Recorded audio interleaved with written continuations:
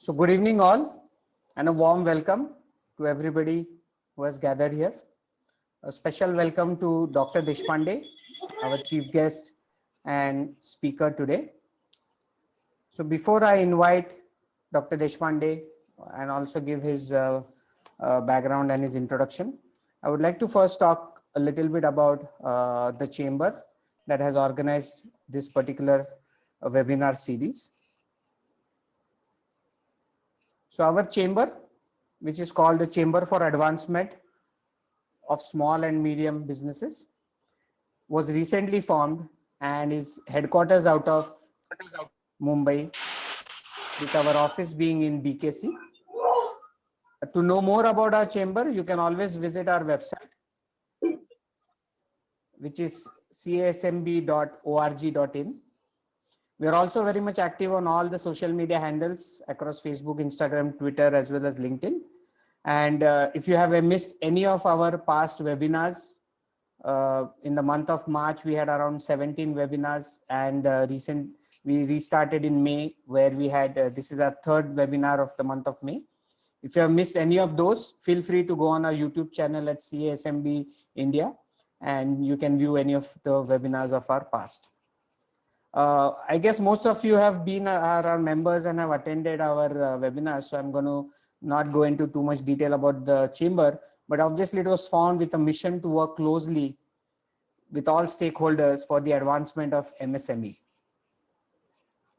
As we all know, the micro, small, medium enterprises is the backbone of Indian economy, and it also contributes almost 30% to the Indian GDP and almost 48% to the manufacturing sector.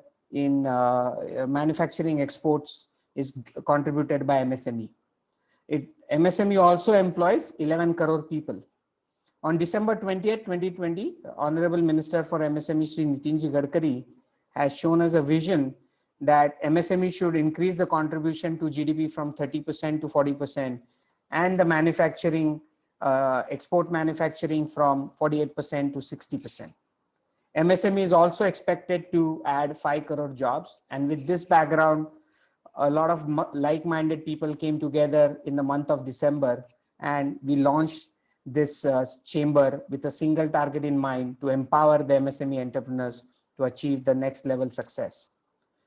These objectives are there on our website, and the key is to help MSMEs grow, to bring about a convergence in academic research, the various technologies that are available, the various government schemes and policies. Like recently, in fact, just today, the guidelines for the PLI scheme for food industry has come out. We are trying to bring MOFPI representative on this chamber to explain to us more about that scheme. So that's what the chamber is trying to do, to bring a convergence to the various stakeholders, especially in the food industry. We have also want to help MSMEs to build their capacities through training and development. And this series of webinar is an initiative in that direction. We also want MSMEs to be part of study tours. We are organizing strategic tie-ups for them and helping them participate in various exhibitions. We have been very fortunate to have a very strong advisory board and a very strong management team, which is already spread across 3 states of Maharashtra, Gujarat, as well as Goa. Certain initiatives that we have taken since our official launch on 1st March 2021 at the hands of Shri Girish Chitale, partner of BG Chitale and Chitale Bandhu. We have had these initiatives where every Mondays we bring a successful entrepreneur who talks about his success story. On Tuesdays, we have speakers from academic or research institute talk about recent or novel technologies. Like yesterday, we had a fantastic session. And if you have missed it, you can go and watch it on our YouTube channel, where Dr. Sanjay Bhuer spoke about the novel technology of turmeric processes, where instead of the traditional process of 6-7 days, you can do the same process within a day. Wednesdays has been initiative where we conduct weekly knowledge forums, and on one of the Wednesdays in March, we are very fortunate that Padma Bhushan Professor J.B. Joshi spoke about a lot of different ways to generate value from waste. So that again is available on our YouTube channel. Feel free to see that video on our YouTube channel. Every Thursdays, we have a series where an expert in the domain of finance or schemes comes on this platform. Tomorrow, we will have an expert who will talk about the Spurti scheme on that is being run by the KVIC, the Khadi department. In the month of April, we had taken break from these webinar series and we launched the Chamber Investment Platform, where we are trying to bridge the gap between startups and investors. We have already received pitch decks of 14 startups and we have tried to put them in front of investors, and we're hoping that in next couple of months, we will share some good news with you. In the month of May, we will also have a buyer-seller meet for food industry. We have also started Startup Buddy program as well as Industry-Defined Problems program, where more details can be found on our website. Membership benefits, like I said, you can take part in any of our programs, also be part of any events that are not just organized by us, but also by our partner associations. Like I would like to put on record that even today's event has been supported by AFST Mumbai chapter, All India Food Processors Association, NetProFan, as well as Entra O2. So any of their events will also be either free or subsidized rates for the chamber member. And last but not the least, the chamber office in BKC in Mumbai is available for all our members in case they want to have a team meeting or a client meeting. In case they don't have any presence in Mumbai, feel free to use our chamber office. They try to keep the membership fee as low as possible, and based on the categorization of micro, small, medium enterprises, the fees starts with hardly 2,500 rupees per year for a turnover up to 5 years, and gradually based on turnover, the fees keep going up. So without taking too much time, if anybody has any other questions, they can always reach out to me on this phone number and the email address that's been given here, which belongs to me. And I will definitely try to answer any of your questions or queries that you may have. So with this, I'm very fortunate and very happy to introduce our speaker for today, who's going to talk on the overview of R&D ecosystem in India. So we are very fortunate to have Dr. S.K. Deshpande with us today. He has been an ex-scientist, G, and head of research and development for industry, RDI, Department of Scientific and Industrial Research, called DSIR, under the Ministry of Science and Technology, New Delhi, till June 2020. He possesses total experience of 35 years, of which 10 years were in corporate and 25 years in government, including CSIR laboratories. During his total tenure of 25 years at DSIR since 1995, he has worked on various R&D promotion programs of DSIR and discharged his duties efficiently and effectively. During his tenure at DSIR, he had an opportunity to interact intensely with senior bureaucrats and scientists in Government of India and experienced professionals from corporate world. Prior to joining DSIR, he worked with eminent professional business houses such as Messrs. Godrej and Messrs. Dabur, and many others, both in the capacity as shop floor production in charge and as product development scientist, and worked on development and production of variety of products of these companies in FMCG food segment. His total tenure as an industry professional has been 10 years. He has been a student of most reputed colleges in the country, such as Lakshmi Narayan Institute of Technology, popularly called as LIT Nagpur, for his BSc Tech, which he completed in 1983, followed by Institute of Chemical Technology, Mumbai, where he completed his MSc Tech in 1986, and his PhD again from LIT was in the discipline of Engineering and Technology. He was also associated with CSIR's NEERI, National Environmental Engineering Research Institute in Nagpur, for 2 years. He has also been granted Fellow of the Institute of Engineers, Chemical Engineering by the Institute of Engineers, Kolkata, in the year 2009. Just 1 second.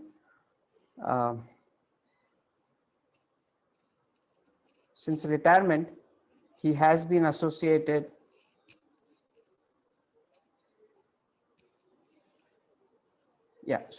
Since retirement, he's presently working with the SGT University, Gurugram, as Distinguished Fellow, Scientific Instructions. With this introduction, I would like to extend a warm welcome to Dr. Deshpande. Sir, you can even share your screen and please deliver your day. Sir, you're on mute. Yeah. Can you invite me?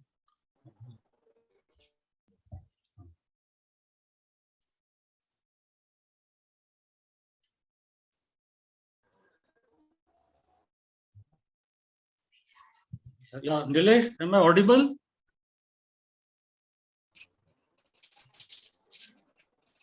Nilesh, am I audible? Yes, sir. Yes, sir. Yeah, thank you.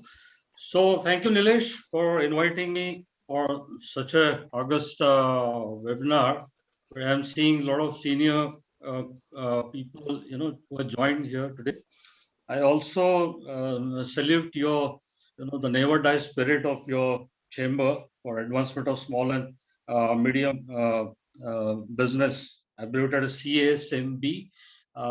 As you said, despite all this inclement situation which we are facing, you have been successful in continuing this webinars.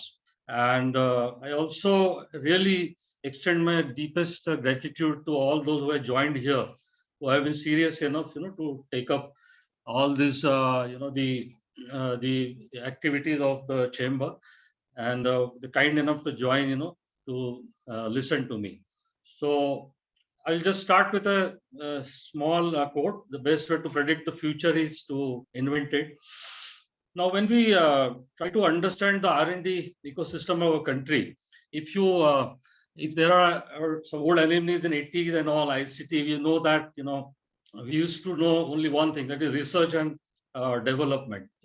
So, but in the past 1 decade, or maybe maybe 1.5 decade, you see that the various perspectives relating R&D has come. Like, for example, these days we very hear what is invention, we hear about innovation, we also listen about research and development, and there's the technology, there is entrepreneurship, and there are the related programs, Startup India, Stand Up India, Invest India. So I thought in the first instance, let me try to put them in the right perspective, to understand the things better. Now, when we say invention, we heard about this in our even the school books, that somebody has invented something. It's not new to us, but let me give some example, because we are trying to understand in the holistic ecosystem. So invention is generally what? Invention means something observed by some person first time. It was not known to the world. It was there, but it was not observed by others. It was observed by some ex-person, and he becomes an inventor. I'll give he was a famous mathematician also, and he was also, if you know, he was an astronomer also. There are 2 big invention goes in his name. One was, he gave us the concept of digit called 0, and today, later, the binary system which is used in the computers, which is made of only 2 digits, that is 0 and 1. So that is exactly called as the innovation. When the invention passes on to the society, it is called as the innovation. Another example, which again I'll give, Aryabhatta, he measured the value of pi, which is nothing but is division of circumference divided by the diameter. So what he observed, that this ratio of this circumference to diameter, it is always very essential, to calculate various aspects in science. And he calculated that this value is 3.1416. Now, it was an invention when it came, but later, today, lots of functions in, in the medical diagnosis, medical instrumentation, even in the, the structures and, the civil constructions and communications, the value of pi is most essential. So again, this is how the invention, it became a innovation. Okay. Another example is theory of relativity. Einstein put up, we know everything. But the today we know the navigational GPS is not possible without understanding the theory of relativity.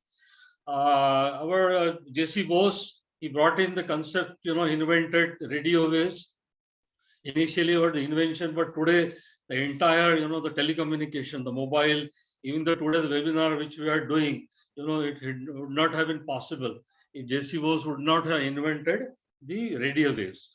Okay, so this is how the invention becomes innovation. Now, another aspect is there is no time limit between invention and innovation. Sometimes it takes a lot of time for invention, to be useful to the society. Give just one example and we'll go ahead. Our very great scientist, Sir C.V. Raman, he got the Nobel Prize in 1932. The speciality of this invention was that the entire research was done in the inside the our Indian laboratories with whatever infrastructure which was available that time.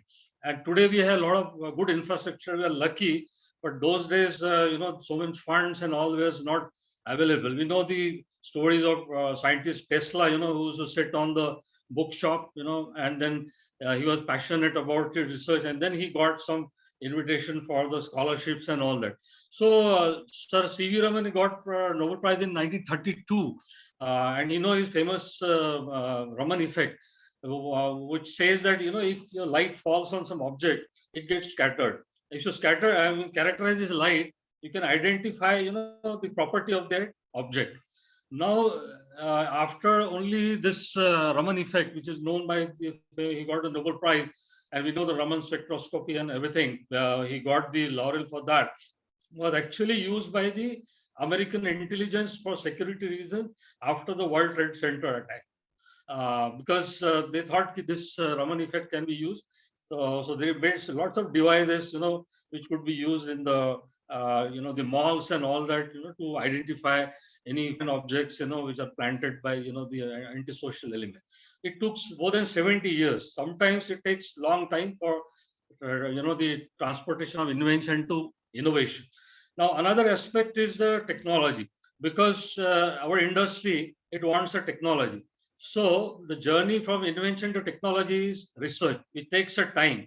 So any research which we do, we know a minimum dissertation we do during our graduation to our doctoral research. You have to sit down, you have to find out the observation, talk to your guide, and then finally you come up with some kind of package of the sequence of event which we call as a technology.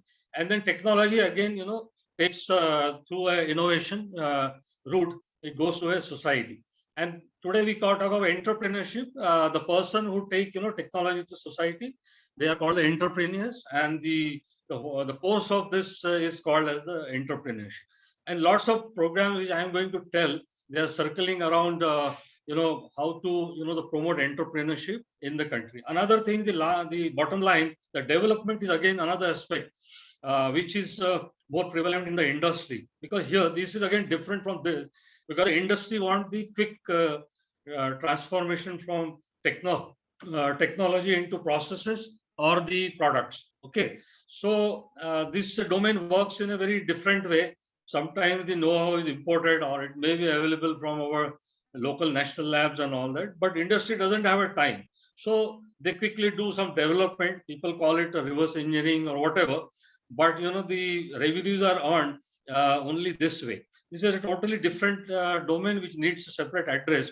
So I generally explain, what are the total terms which are being used today in the context of research and development. We'll move to next slide. Now, when we talk of the ecosystem in India, there are 4 distinct areas. One is the research take place at the university level. We know that generally at the PG level we start doing some research work, with smaller topics which we guide the. Then we go to the actual doctorates where the research take place, and then the postdoctoral. So the major research takes place at the university level. Then comes the industry, and then this innovation has split into individual and startup, because there are some schemes who only give the funds to the individual, and there are some who give only to the startup. So these are the 4 landmarks of our Indian R&D ecosystem, which showed the slide showed. Now, when we talk about this system, we must understand, what is the general scenario of the R&D expenditure of our country. Now, if you see here, the barring this private sector industry, which is spending almost 36.8%, rest all, if I add this 45 by 4, 6.8, 4.6, this comes to almost 63% or odd. This is all the government funded research. The central government through its ministries, it gives the extramural funding. Then the state sector, like the S&T Council, public sector industries like, the major ones like the Indian Oil, BEL, PHEL, they also, the expenditure or the funds go to them through one's head in the government called the Pink Book, so their expenditure is also classified under this area. And the higher education sector, like, the IITs, IISCs, and all Indian Institute of Medical Science, which are formed, with the Act of Parliament or separate statute. So this portion, red portion, is the private sector industry who contributes to 37. The major is coming from the government. That is the general scenario in our country. Now, these are the major research. I told you around 63%. This comes through the government funding, and their vehicle is, the various ministries, which I have put in here. You can see the Ministry of Science and Technology, Education, Renewable Energy, Water Resources, Ministry of Ayush, and so many. They actually disburse the funds through another department under them. So they have departments also under them. So the funds goes through the finance ministry, gives allocate funds to them, and they through their department give money to the respective their stakeholders. Now, when we talk about the oldest department, and so I will basically talk about as far as university funding is concerned, about Department of Science and Technology. So they have the various schemes. There are a large number of schemes, but I have summarized very few here. Just give the idea. So they give a grant as a fellowship and a grant at a very early stage when you enter, in your research as a youngster with a bare minimum PhD in, say maybe in area, particularly science and engineering. So there's a provision, to give a fellowship and grant here. Then comes the Ramanujan Fellowship, which is if some of the Indians, they want to come back to India, then there is a special provision to attract them. Here again, the fellowship and grant, which is as per, I will not read out this because it is mentioned in quite bold letters, so it's quite evident. I will only, the mention about, the what for it is. So this is for all those Indians who want to come back to India. J.C. Bose Fellowship, this is again for a very selective fellowship, for outstanding performance, So those who have very outstanding performance, for them, age limit is minimum 60 years. So this scheme is for very selective for those kind of people. This Prime Minister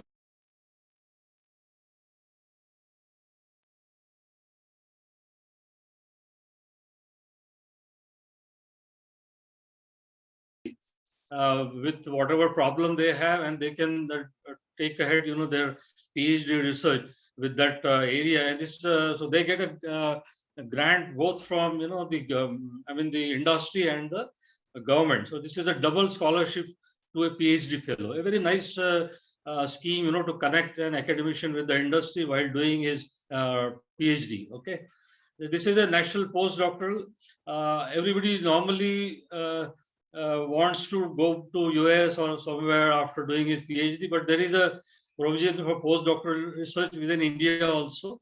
As per the fellowship and the grant given here, you can do your postdoc right staying in India also.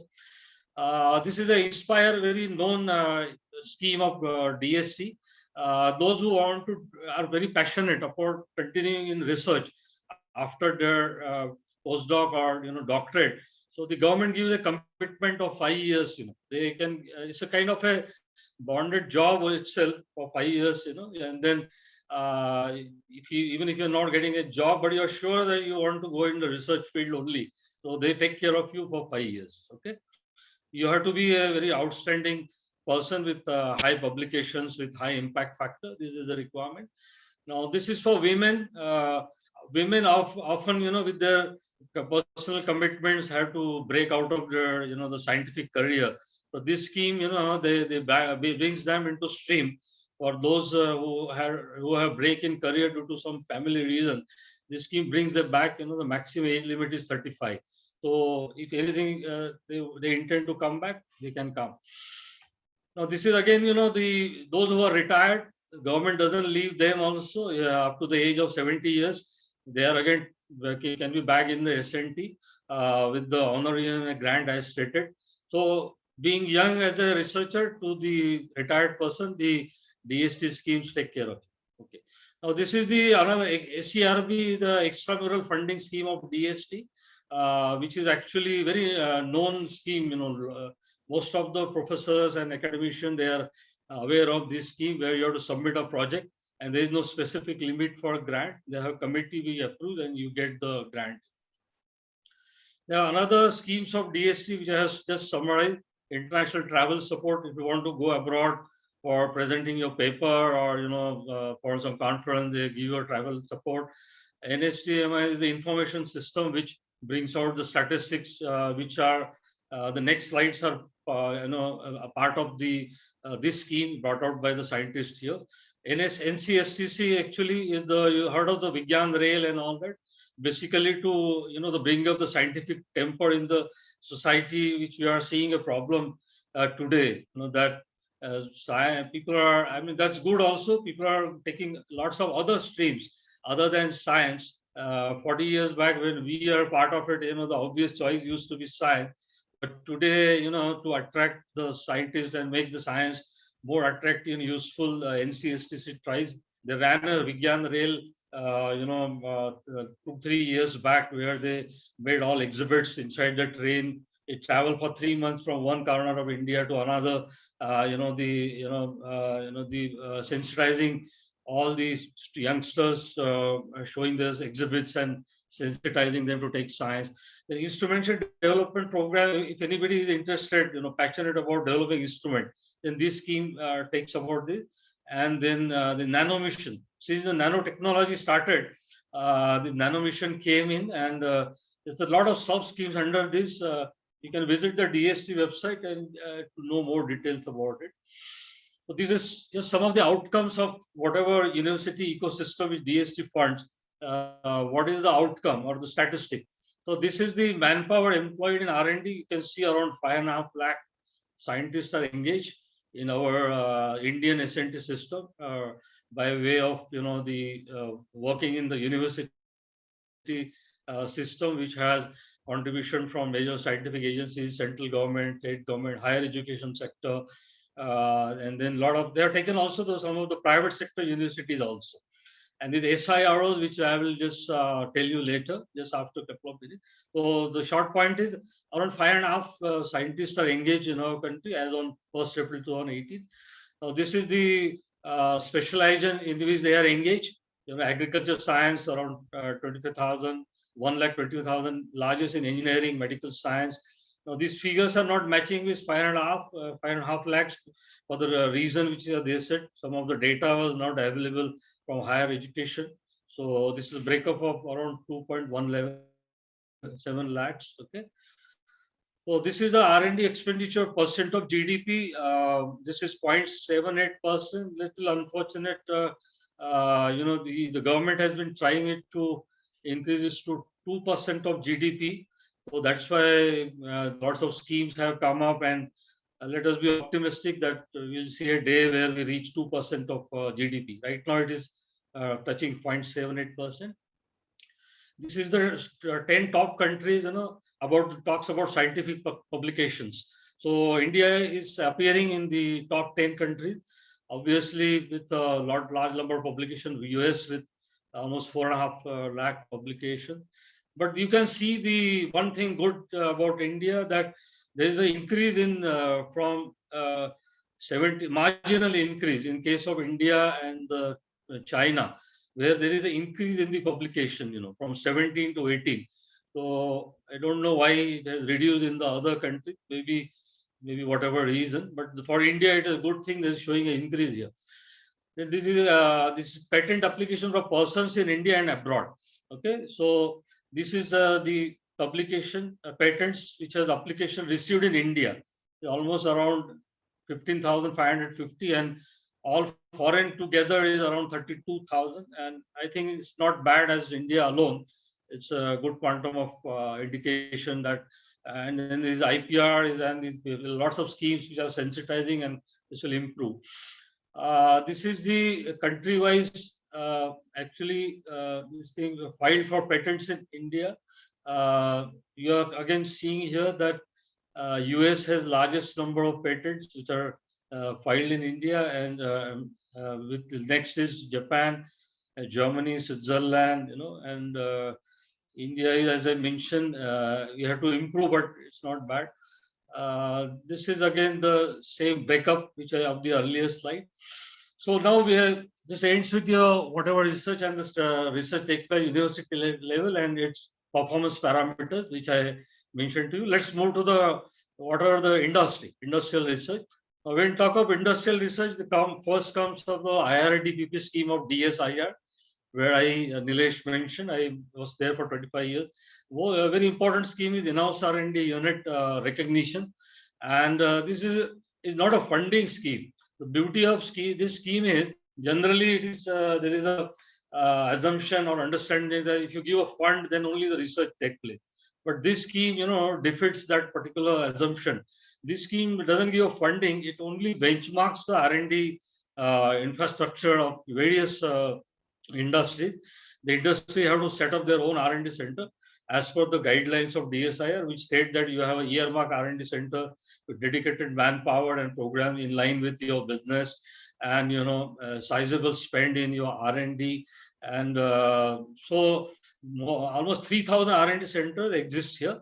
There's no bar and on the turnovers. Even the startups or any kind of industry, they can apply for recognition. DSIR, this 3,000 R&D center which I mentioned, they are on all areas: agriculture, research, then including like HAL, and in the public, like the Indian Oil, BHEL, and the pharma company like the Torrent and the Reddy's. All, you name any area, dyes, paints, whatever, process sector, textile, they all come to DSIR for the recognition. And the benefit is that once they get recognized, they get exempted custom duty on import of R&D equipment for the research, and also the exemption on the GST, which was earlier used to call the excise, which after the indirect taxation, all this got merged, into something called the GST. So you get a GST exemption also. So in-house R&D is something like a kitchen in our house. Why we have a kitchen at house? Because once you have the ingredients, you can make a recipe of your choice. R&D also, once you have the manpower and everything in place, you can develop a technology of your choice. If your management says, or the market says this product has a lot of potential, and you get your instruction from your management, and you have the scientists, everybody working, and you can develop a technology in no time. Okay. So the second set of course, CSIRO, Scientific and Industries Organization. These are legally, they are not-for-profit organizations.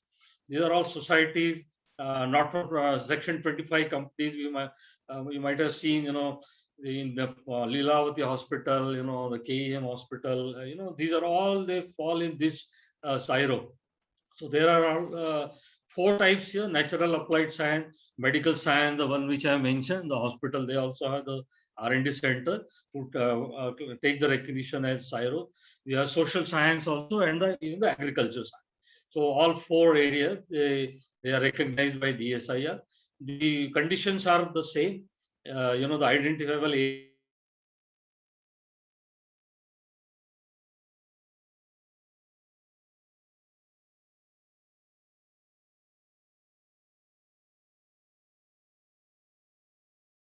Anywhere doing research, so they are only issued something called a registration certificate, which enables them to take the customs and the GST benefit, which I mentioned, which is common to this. I'll move to next slide. Now, once you do recognition, now the important thing which industry faces is the scale up. You may have a bench scale technology or a lab scale technology. Often, you need a money for scale it up, or putting it on the pilot scale. So this PACE scheme of DSIR, this help you. Either you develop a bench scale technology in-house, or you acquire it from abroad. You have to demonstrate, develop and demonstrate it. This is the detailed guideline.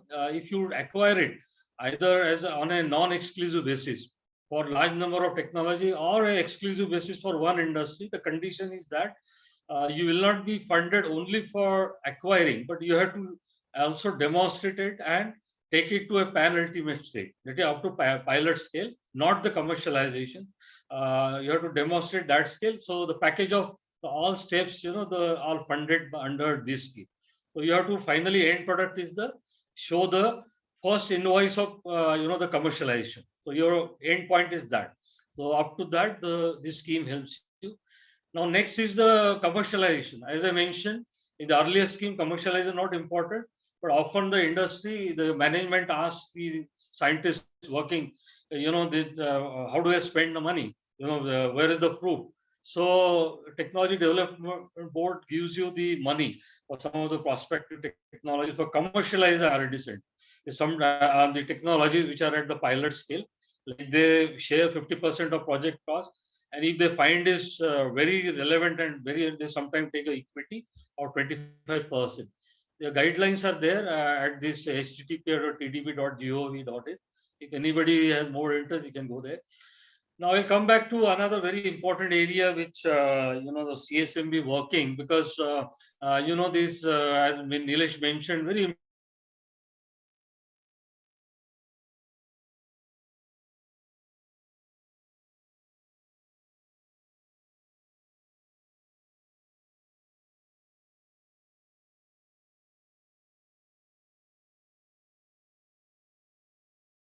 how this industry progress. So seeing at the new MSME definition was coined on July 1st, 2020, through by Ministry of MSME. And this site is very important. You can note down the http://www.dsme. This is actually ebook of MSME. You will get all the schemes A to Z here. I have just covered few of them. So what is this notification says? It has number one combined the manufacturing and servicing. There was a lot of confusion here. So this confusion is removed by gathering them. And there's a composite definition now. Earlier, there was only for plant and machinery. Now, your investment up to 1 crore, not exceeding 1 crore, and this is turnover not exceeding 5 crore or micro. Small is not less than 10 crore investment in plant and machinery and not exceeding 50 crore. And the medium is 50 to 50. And there is a now under the East to Do business, there is a Udyam reservation portal on which you can, register your MSME. Now there is a lots of schemes. I will just quickly go through them, which are given by MSME. There is a Prime Minister Employment Generation Program, which promotes, the employment generation at the, the urban and the rural area. They give a subsidy under this. For general category, 15% urban, 25% rural, and on the special category, a little 10% more, 20% urban, 35% rural. Main aim is to create the job creation. This is credit link capital subsidy for technology upgradation. The MSME needs a lot of established proven technology. So they have to go to the institutions, take the finance. So they get an upfront subsidy here of 15% if they can credit of 1 crore from an institution. So that is straightway subsidy cap of 15 lakhs if they take borrow 1 crore from an institution. That too upfront. There is no hustle bustle, again filing papers and all those things. Very good.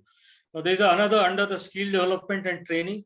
There is the MSME, the promotes that more youngsters they should get engaged in self-employment and as entrepreneurs. So they need grooming. So they have to go for industrial motivation campaign, entrepreneurial awareness program, entrepreneurship skill development program. So there's a huge big list of things. So you can go to the guidelines. I just mentioned the scope of the scheme. So they give a funding for to give a good exposure. So MSME, they also set up two technology centers all across the country in area because MSME is develop more than 6,000 type of products, which are encompassing large number of industry, including food, travel, fragrance, glass, and with the their the scope of their this thing, that the turnover is less than now 250 crore. Large number of industries have now come into this scope now. So these tool rooms and these technology centers, they help the MSMEs to use their facilities. The scheme fund for regeneration of Spurti is a very useful scheme. The ministry want that our conventional industry and traditional industry, they should form clusters, so that they can for a long term sustainability. If they form cluster, then they can sustain better. So there is a regular cluster, they give 2.5 crore plus cluster, and for major clusters they give 5 crore per cluster. There is a Aspire scheme which have two parts. There is a LBI, which is basically to incubate the such small businesses to earn the livelihoods. And the terms are as given here. You can read later. And there's another set is the technology business incubator, where somebody who has idea, he can incubate his idea and generate the business there, and useful for the village or district there. One important thing is this is for agro-rural sector. There's another scheme which is coming ahead. There's a difference between it. This is for agro-rural sector. Now the MSMEs often need design help, so they, to improve upon their design, design consultants are provided with the fees, so as given here. There are a lot of LMC techniques like lean manufacturing competitors, like reducing the waste, increasing productivity is enough to improve the productivity of the competitiveness of the MSME. So these consultants, there's a provision for the money as given here. Then there is a concept of Prime Minister often talk about that ZED. You might have heard zero defect and zero effect, very useful for exports. These schemes, gives a subsidized certification fee for 80% for micro, 60% for small, and 50% for medium or ZD. If you go for a certification, so there is a subsidized certification fee. Now, there's another scheme for incubators, which I said Aspire.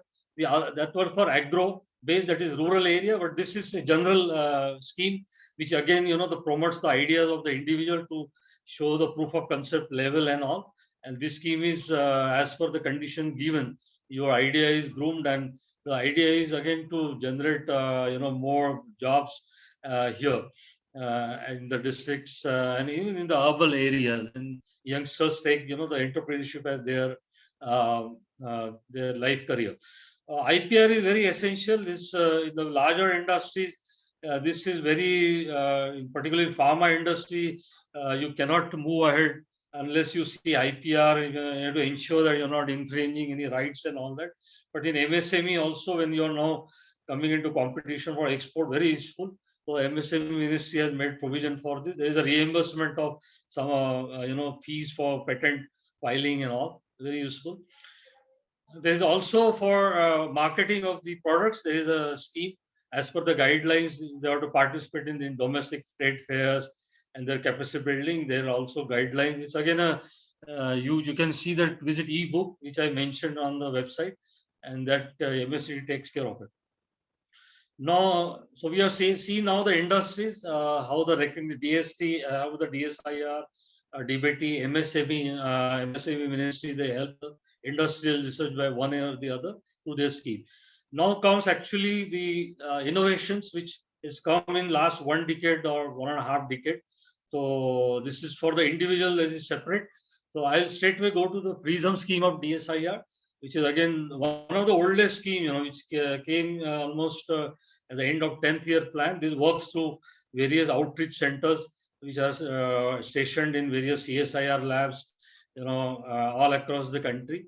And the innovator in that area, he has to submit his proposal, and they have this TOCIC, they have a mechanism to they examine the proposal, which then comes to the DSIR in Delhi, and then the committee is there and which approves and disburses the money, which has largely two categories. One is 2 lakh rupees. If you have just an idea on the drawing board, if you have to show a proof of concept, DSIR gives 2 lakh rupees. If you have already done some work and you want to do a working model, then there is a provision of 20 lakh rupees. So very useful and very old scheme of DSIR. I'll just give you an example of this scheme. Now, this is one, this innovator. Now, these innovators are different in the sense that they observe the problem around. For example, this person, old person in Meghalaya, he's, there's a water problem there. His house is carrying in water, carrying the load of the stick on his, the shoulder. So this fellow has applied some mind, and he's just shared the load of the two barrels of water he's carrying, putting a cushion on his, on the shoulders, and very easily the load is now shared with the cushion now on his shoulders, and this has solved the problem of this old man. And then one or two prototypes were given to this person there. And this again in the terrain, in the longer terrains in Meghalaya. So he found with the help of IIT Kanpur. Another very useful scheme. This lady, women innovator. The various imitation jewelry and all, they are done today in India with ivory. The pouching of the elephants and all that. So this lady has done with coconut shell. I'll share one small video here.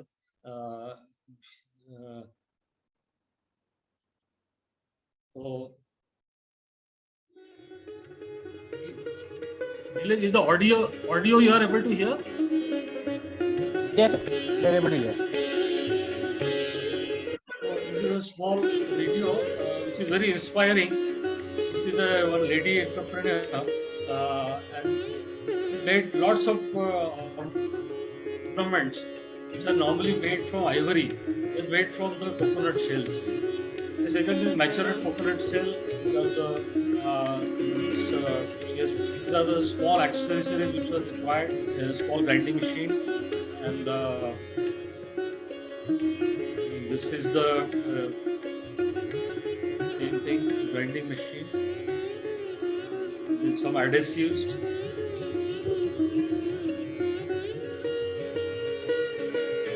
Sandpaper. Simple materials are required, and some of the accessories like hacksaw file, blade, knives, cutter. Some bobs, which are required for picking and the leveling the thing. You see the process of making.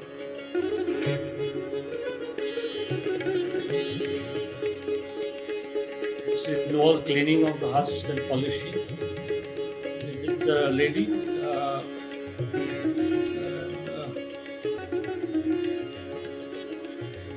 This is how the cutting is done on a cutting machine.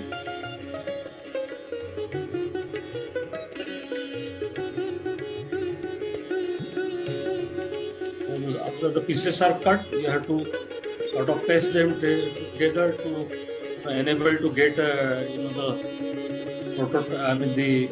product of your choice.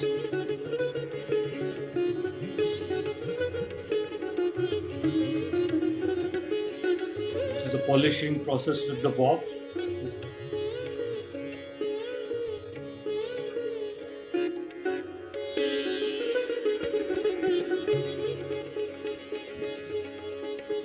And this you get all finished products, which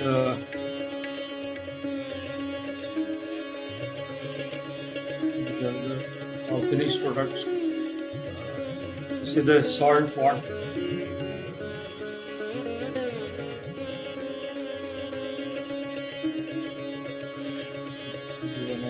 The paperweight.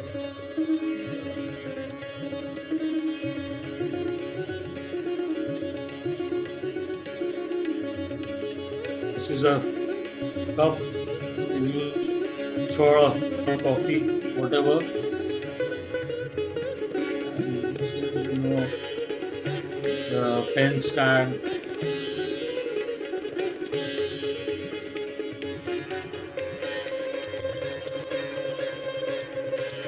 This is a jewelry box. Not good for all the husbands here. The wives will ask for the jewelry finished product. This is a table lamp.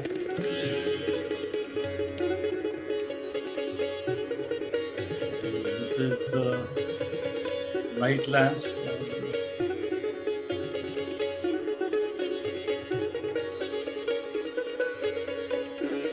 She is also training. So some of the schemes, which I mentioned, the MSME actually want this kind of approach, that entrepreneurship at a rural level, which this lady is into made possible. And she is also training the people around. And then this was well taken by IS officer SDO Kalna. He came in to inaugurate the products.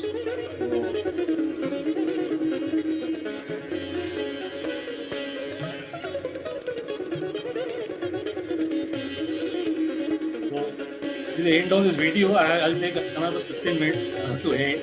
So this video, the purpose of showing is, Nilesh, you said that JB Yoshi also said, made a presentation the other day or gave a talk that how you convert a waste into a wealth, a wealth from a waste. And this is one good example. And how big problem of the poaching of elephant is solved by this lady by making a small intervention. Okay. So the similar schemes available with DST. I will quickly run through. They also give support the granting rate up to 10 lakh rupees, similar to DSIR Prism. They also made in the COVID lockdown time, there are a lot of products which has it's claimed that they are in the market. The scheme is Nidhi Prayas, which is known among the innovators. There's a big scheme of DBT, which is similar to, again, the Nidhi Prayas and DSIR Prism. The money is given to the individual. Here, the individual idea is supported. That is the main thing. Now, there is another SIBRI scheme of DBT, also well known. Here, the difference is, the startups. They normally, as per the general finance rules of Government of India, you cannot give a grant in aid to the startups, incorporate as a company, unless you have a cabinet approval. So they probably took that approval, and so they could fund some of the startups as a grant in aid, not as a loan. So that was the beauty of this scheme, which is also launched long back. So they share the expenses of the innovator as per the conditions given. Now, one more thing I have to share: the innovation always not that should need to be government supported. There is sometimes the initiative of the society also help. I'll just share you a small video. This is often problem, in the immersion of idols. This is the initiative taken by some of the people in the society. They didn't come to government with this idea. These are all the called the innovations or the self-inspired. The big idol with small arrangement, they are able to do very easily. Probably the level of water was quite down, and there was the arrangement of kind of a stand position here. They just gave us support and the inversion here. So now we just take the startups, because the startup program for the innovation actually was officially announced by the DPIIT, Department of Promotion in Industrial Trade, and Industrial and Trade, DPIIT, by notification 19th February 2019. So here, all those companies who are 10-year-old, the scope of the startup was increased that it should be 10 years. They can be 10 years old company can be called a startup, and the turnover can be 100 crores also. Okay, so and they should be doing the innovations and all as per this condition. So the big program, this DPIIT initiated Startup India Seed Fund Scheme. This a very big program, 945 crore, staggered over of 5 years. The condition here is that it should be recognized by DPIIT. So this is different from a DSI recognition. There's a separate recognition by DPIIT, and the process is like this. On the DPIIT portal, you have to get recognized, and if you do that, you get a lot of benefits like 80 IAC. 80 IAC means you can get a 3 years tax holiday. From in the 10 years of your tenure since the inception of the company, and there is an angel tax benefit, which means that if the startup build up some money, above their the market value, it is assumed that the income tax assumed that money has come from the other sources and they tax at 30%. But if you get the DPIIT recognition, you don't need to pay that tax because that's exempted under section 56 of annual tax. There's another scheme of Ministry of Electronics and Information Technology, TIDE 2.0. I specifically mentioned about this scheme is launched just a month back, and is a earmark 5.18 crore over of 5 years. And one important thing is earlier the money used to go through only the government institution like IITs, and we call it public funded. But this I understand they identified some university in Jaipur, which is the private.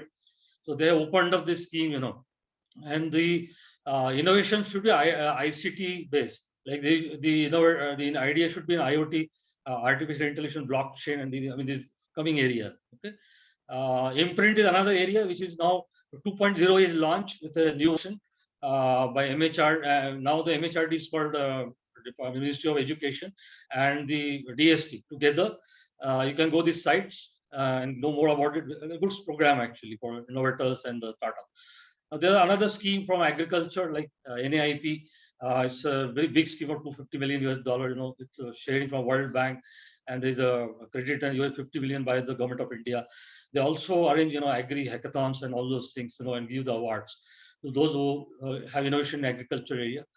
And some more links, of innovation platform. Heavy Industries has some of the innovation platform. I shared them because describe all those things. It will take a lot of time. Now, some of the quickly schemes which are launched by at the Prime Minister level, the Niti Aayog, which are normally are monitored by Niti Aayog, Atal Innovation Mission.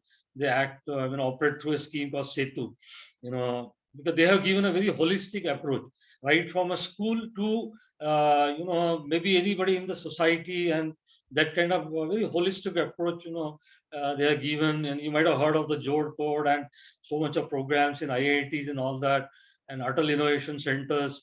So from their website, I could gather that 7,000 plus Atal Incubation Center, 68 around startups supported at this point, mentoring. There are mentors.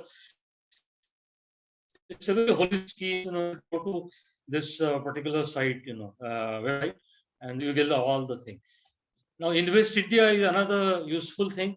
They have an office in Vigyan Bhavan because all the innovators need the funding, which is there are a lot of angel innovators, crowdfunding, although these things are known today.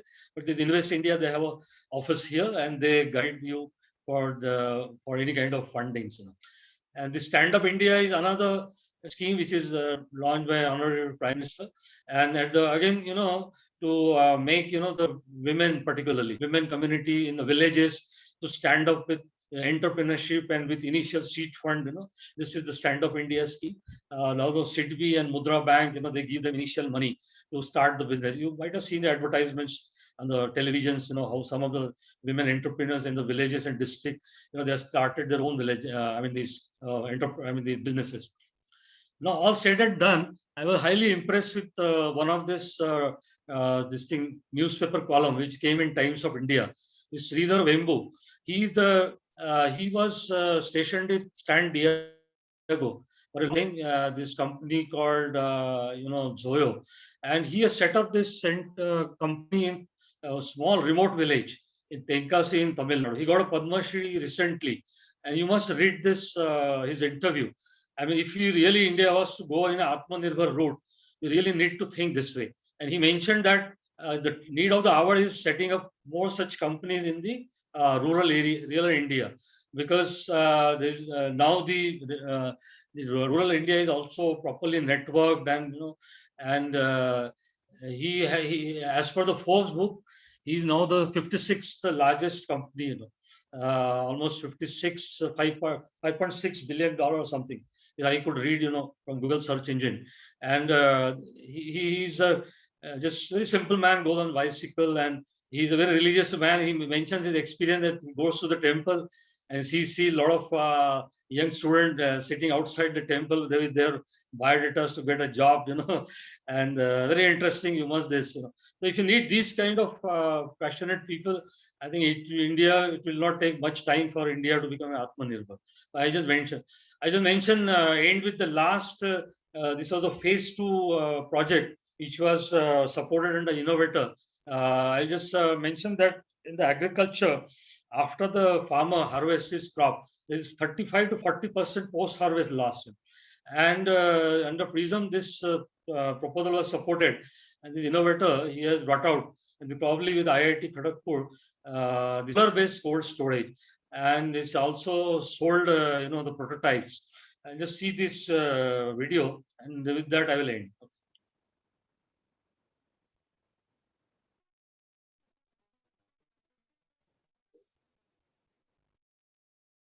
Nilesh, audio is there? Variety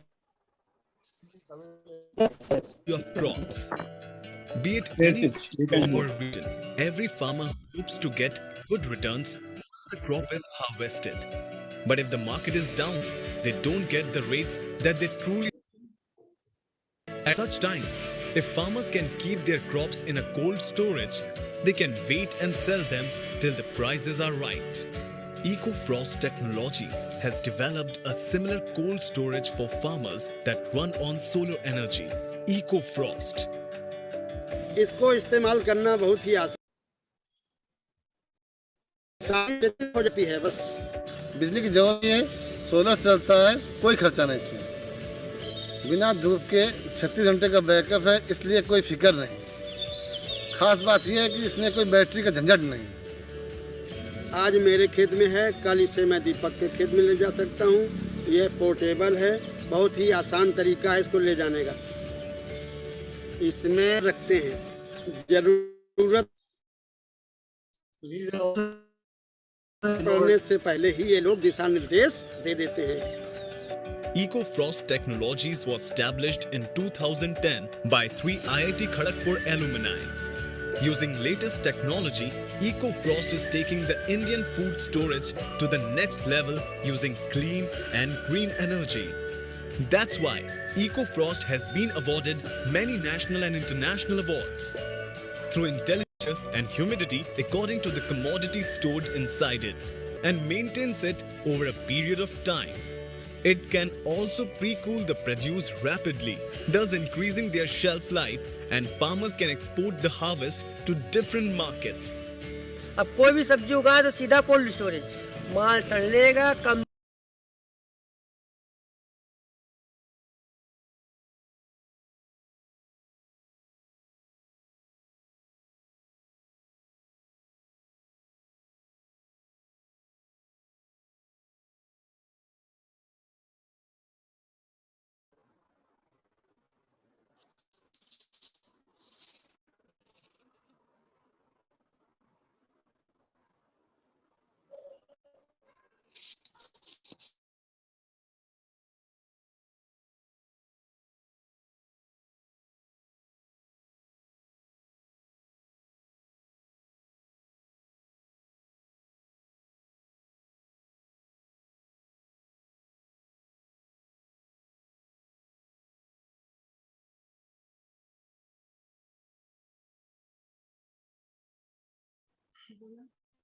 Thank you very much, all. Thanks for your patience. I tried to, because there are lots of schemes, and at all the 3 levels I mentioned, so university or industry or individuals or startup. I tried to navigate for an hour or so and try to make you some idea of what is happening in our country. Thank you very much for your patience. Dr. Deshpande, what will be the cost of the solar cold storage? Yeah, the cost is actually this innovator. I'll tell you the exact cost because this innovation was supported, I think, 1.5 years back when I was in service, that time. Okay. But, Okay. that time he was saying some 1.5 to 2 lakh, but I can tell you the exact cost. He was in fact a Pune-based innovator. Okay. Okay. So I can very well, I can tell you, Nilesh, take your number from Nilesh and then I will tell you. Okay. Okay. See, group Yeah. of farmers, if they go for that, that Yes, will be yes. feasible. And we have farmers with smaller, like there are large number of such farmers. For them, like the 3 or 4 farmers were saying that they have bought it for themselves. So what you're saying is very right. This Capital kind of thing- expenditure approximately, if they can deal with, they can go Yes, for yes, that. yes. So I'll tell you the cost. That's what I wanted. I'll tell you the cost. Yeah. Yeah. Okay. Thank you. Yeah. Thank you. Thanks, Nilesh. Thanks. Sir, Dr. Deshpande, there is one more question from Kranti Sagar More. Is 20% doing job as Yeah. professor, assistant professor, can they initiate for their own startup, and under which scheme does government offer?